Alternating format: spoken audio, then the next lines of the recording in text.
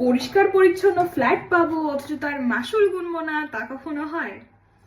কথাটা এমনি বলছি না, তার কারণ হচ্ছে ডেনমার্কের একটা নিয়ম আছে। নিয়মটা হচ্ছে এরকম যে রুম রেন্টে দেওয়ার আগে এখানকার মানুষেরা তাদের কর্মচারীকে দিয়ে যাওয়ার থ্রুতেই আপনি রুমটা রেন্টে নেন না কেন, আগে খুব ভালো করে রুমটাকে ইন্সপেক্ট করে নেয় তারা, তারপরে রুমটাকে তারা হ্যান্ড ওভার দেয়। এই হ্যান্ড ওভার দেওয়ার সময় ওরা পুঙ্খানুপুঙ্খ রুমে সবকিছু কিন্তু যাচাই করে চলে যায়। যখন আপনি এই রুমটা ছাড়েন তখন কিন্তু ওই রুমটা আবার পুঙ্খানুপুঙ্খ ওরা এসে আবার যাচাই করে। তো সেই পুঙ্খানুপুঙ্খ যাচাই করার সময় যদি আপনি স্লাইটলিও কিছু অল্টারেশন বা এডিশন করে থাকেন বা আপনার দ্বারা রুমের কোনো অংশে কিছু ক্ষতি হয়ে থাকে, তাহলে আপনাকে কিন্তু অনেকগুলো টাকা ফাইন ভরতে হয়। যেটা আমাদের ইংল্যান্ডের জন্য অনেকটাই বেশি ট্র্যাজিক।